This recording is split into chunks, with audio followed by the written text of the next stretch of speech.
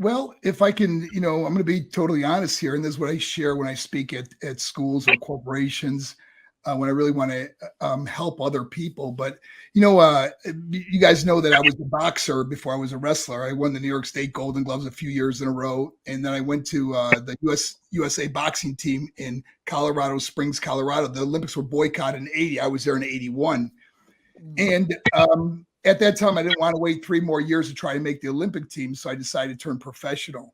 I had a 5-fight contract with ESPN at the time, and I was getting ready for my first pro fight. It was in my hometown, and I've never trained harder for anything in my entire life. Ran more miles, did more wind sprints.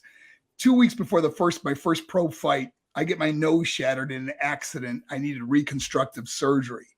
In that time, the doctor said it'd be 8 months to a year before I could really come back and start having full contact again.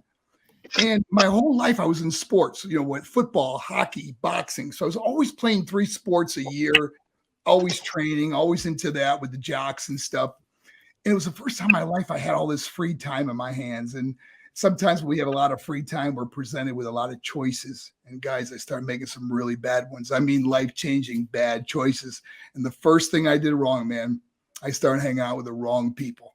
And these friends would be partying and doing drugs and everything. And next thing I know, I'm getting high every week. And I remember kept thinking, I'd be at parties drunk and go, hey guys, I'm coming back in 1 year. I'm going to be champ of the world. I do this week after week, month after month. Well, 1 year turned into 2 years, 2 years turned into 4 years, and 4 years turned to 10 years of my life of drug addiction.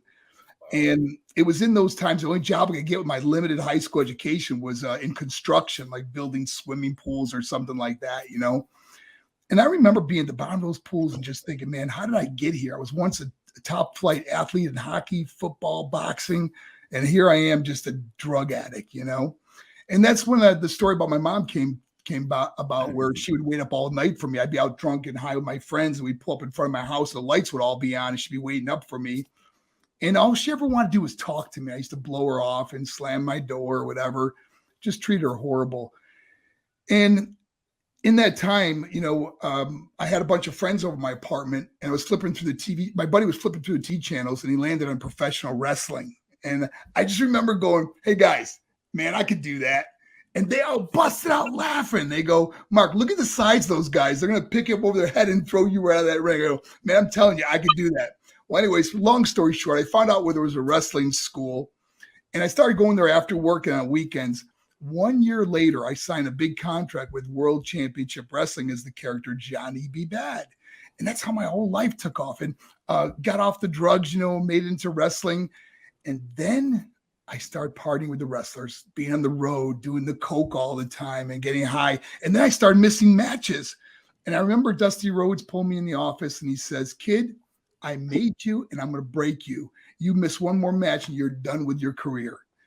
And it straightened me out for a while, but I was still hooked on drugs, and my life spun out of control, went through divorce and everything.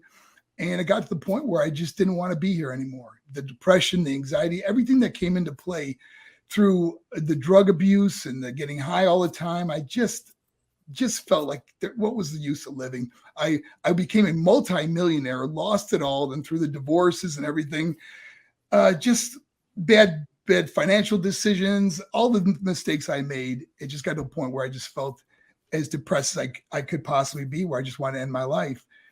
And it was really at that point where, I had a choice. Either I'm going to end my life or I'm going to and I got on my knees and I just prayed to God. It was a coming home to Jesus moment for me, man. I just asked Christ in my life, and it changed everything. And not only that, but been clean since 2003. Thank you for watching the Hannibal TV.